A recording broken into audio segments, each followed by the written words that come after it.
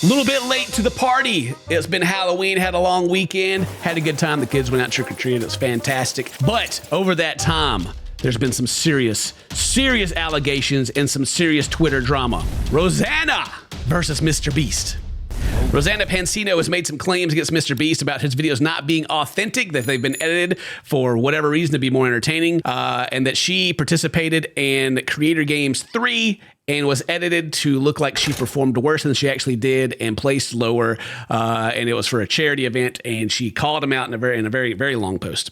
And so Rosanna, we'll call her Ro, as the people in LA called her when I lived there. She was big mad, very big mad. Now, since then, post has been deleted, and there seems to be two types of people that I'm noticing. There's the type of people that are like, oh my God, this is the worst. How could this happen? You know, MrBeast, he hates women, you know, stuff, all this stuff like that, right?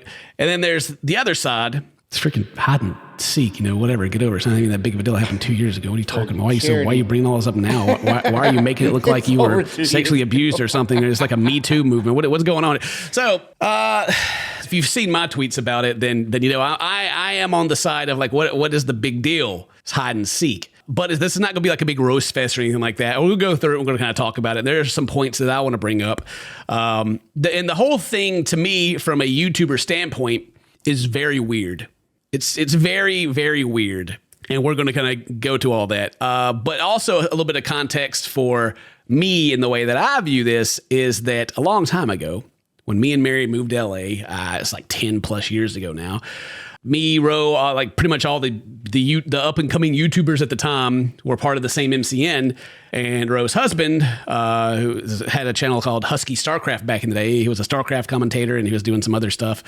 I'd watch his videos and I was like, hey, what is he doing? Right, like a collab? Yeah. Like, what was he got going on? And he's like, well, he's not really making content anymore. He's working with Ro. He's our manager now. And I was like, oh, well, what about her? And, you know, cue like the Vince McMahon scene, the meme. That's pretty much the response I got back. And I always thought it was really weird at the time, but it was like very much, no one said anything specifically, but they're all just kind of like, nah. Fast forward to now, reading through like all these things that happened, it's kind of like, I don't know, the puzzle pieces kind of click together for me. But anyway, what she made a big post, this big long thing in pink here, talking about how she had participated in before, and in the previous ones, she had placed third. And when the video released, she was shocked and disappointed. MrBeast edited her to look like she performed less than she did. And it was extra upsetting because she genuinely believed him when he said that his videos are authentic and real. So she's calling out how he's faking the videos. How dare he? MrBeast has edited the videos to do something else, to be more entertaining or whatever. I don't know. And she goes on to explain like how the day went. Larry, Quackity, and Zach were like, I believe, were the winners. Someone was asleep, so they got disqualified. But ultimately, she placed third, Quackity placed second, and Zach placed first. And they got replaced with the final winners were Larry, Logan Paul, and Zach King. They got Logan Paul in there. A controversy with Logan Paul involved. Shocking. And then she got, despite Jimmy editing out the only female in top 3 in bold, she was proud of what she achieved. And through people responding and people obviously like being like, what are you talking about? It's, you know, she clapped back at some people. People were calling her a clout chaser, and she was like put a picture up of like, you know, just loving my clout chasing life or something. I don't remember exactly what it said, but it was something to that extent. But they've all been deleted. So before I continue, Dane, just from that little bit there, what do you think so far? What is your opinion just based off of that little bit? Can you form anything? What is your I guess your like initial reaction? My initial reaction, all right? And I hope this isn't too harsh out there, but she's a sore loser, kid. Let me tell you. All right, look, the winning prize is charity. Did charity get the prize? Yes. Who cares? You came onto a MrBeast video. How dare he edit his own video? What do you mean? It's hide and seek, bro. There's a couple of things that are pretty separate from me, like the Mr. Beast part of it and just kind of how that she's handled it in general is the other part. The part about Mr. Beast claiming that his videos are like authentic and they're real. I don't know. My what I would say to that is like, who actually ever believed that to begin with? And it doesn't change anything for me. And I don't think Mr. Beast even responded to any of this, but, and then like the only female part to where like starts bringing in like it's because I'm a girl thing. Gosh. My first question would be, does Mr. Beast ever have girls in his video? I'm pretty sure. I mean, he has. It's usually him and the boys, right? Okay. All right. Yeah. I don't know. Huh. I don't know. So that does bring that into question. Yeah, for sure. But the other part of it would be like if a dude went out and like made this big post and acted it in the same way she did, which she also went on podcast too. Like it's almost like she had the whole thing lined up before she made her breaking news to call it Mr. Beast. But if it was a dude doing all this, I would foresee the mockery being even more severe. Right. And the thing about it is, like, the question I asked whenever I saw it is like, why did she wait 2 years to do this? So Quackity, who is I believe he's Spanish, talked about this on a stream like a year ago. And he also talked about it again in English. He was just like, hey, I was in that Mr. Beast video. You know what? I did better. And then I don't know if he was actually mad about it or anything. It didn't have the context of like the clips that I saw. And so that brings me to a possible NDA. I've seen people throw in the NDA. It's like, why did she wait? It's like, well, she signed an NDA, and every NDA I ever signed after the thing come out, then the NDA is over with, and it's also like NDAs only stop you from doing so much. And people have pointed out that she said that she signed an NDA, Ken. And I was like, when did she say that? Well, on the H3 podcast. And so this is a clip from the H3 podcast I found on a Reddit, and says, Pansino says she's breaking her NDA by exposing Mr. Beast for faking this video. So did you decide to break the NDA by coming out, or was there some kind of legal clarification you got on it? We'll see. We love that for you. And that's literally her entire answer. Like, and I played the rest of the clip. Unless there's something else they say later in the podcast, all she says is, we'll see. She does not confirm or deny anything in that clip. Wow. So an NDA being there, like, from a creator standpoint, like, I understand her being mad about it and frustrated. Like, I want to, like, be there. And then, like, I don't know if she has her own charity that she wanted to put the money into, like, that she owns or anything like that, which would be super shady. But right. And then the money still went out, so whatever. But from a creator, like a YouTuber standpoint, it seems like this has just been like in the back of her mind, making her mad for a long time, and she just wanted to talk about it.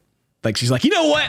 F Mr. Beast, man. He edited me out of the video. Boy, I'm about to make this post. I'm going to go on some podcasts, burn him down, baby. Let's get him. That's what it looks like to me. 2 years later, it's got to escalate, 2 years. And so it's like, you go through like all the things that people are saying and like the different reasons people are like, oh my God, I can't believe it. In the end, it's just like, who cares? Like, it's not even that big. It's more of like just YouTube ego got in the way more than anything. Like, I 100% believe that. So then we go, at some point there were leaked DMs. Like, she starts pulling up messages to Mr. Beast where she's like reaching out, and he's like, call me. And she like tweets him like a longer one. It's like, my intention of speaking up is not to be malicious or create drama, and she was hurt. He was like, oh, obviously I didn't try to make you look bad. Give me some time. Give me a call. And she does it. She's like, why did you lie? And like, she keep like the DMs show like any content creator like that's ever been in any kind of situation like this knows not to say anything because screenshots are coming. So it's like she's trying to get him to put something in the DM that she can screenshot and leak, as she did, and she didn't get what she wanted. So then the story was like, well, he wants everything to be on a phone call and not be in writing. It's like, why would he put anything in writing? Yeah, right. There's first of all, like, as far as writing goes, there's the contracts you signed that agreed to let him edit the video however he wanted to edit. You signed it, and then sure, if there's an NDA, of course you signed that too. It's like it's all you've given permission for him to do all this, and now you're trying to like burn it down in the But end I want my because you're third mad place about ribbon. it. She's just too good at hiding, Dane. They couldn't find her. Okay. And then she's asking for the footage so they can review it and send it to her people. And it's like, you're asking Mr. Beast, have you seen like the amount of production they put into a video? Like hundreds of gigs of footage 2 years later, a year and a half, however long it's been. I would laugh. I'd be like, no, I'm not. In which after that, he has not said anything, which is probably the best thing that he could have done. And so then after that, during all that, she released a cover song, Bad Moon Rising, which she says this is one of her dad's favorite song, who's passed away, unfortunately. The likes and dislike ratio over here is kind of tells a whole nother story. The comments, when I looked at this yesterday, there was about 1,500 comments. Now there's 633. So they've been going through and deleting negative comments. And all the tweets have been deleted that she made. It's like in super cleanup. So it's like. So she's getting blowback from her excessive need. That's what I say. It's like, I'm not even a Mr. Beast fan. Like, it's just like, what, Mr. Beast, whatever. I don't care. Right. But it's just the way that she's handled it is just making me go, ugh.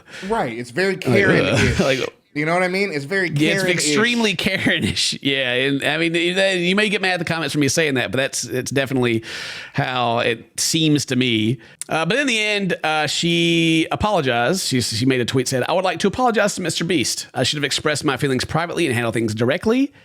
Which she did not do that at all. She like literally tried to air everything out.